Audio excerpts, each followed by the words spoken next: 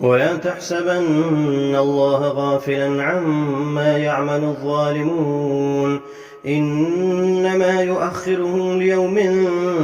تشخص فيه الأبصار مهطعين مقنعي رؤوسهم لا يرتد إليهم طرفهم وأفئدتهم هواء وأنذر الناس يوم يأتيهم العذاب فيقول الذين ظلموا ربنا أخرنا إلى أجل قريب نجب دعوتك ونتبع الرسل أولم تكونوا أقسمتم ما لكم من زوال أولم تكونوا أقسمتم من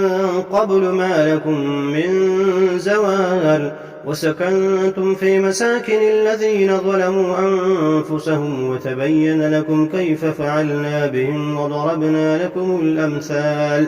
وقد مكروا مكرهم وعند الله مكرهم وإن كان مكرهم لتزول منه الجبال فلا تحسبن الله مخلف وعده رسله إن الله عزيز ذو انتقام يوم تبدل الأرض غير الأرض والسماوات وبرزوا لله الواحد القهار وترى المجرمين يومئذ مقرنين في الأصفاد سرابيلهم من قطران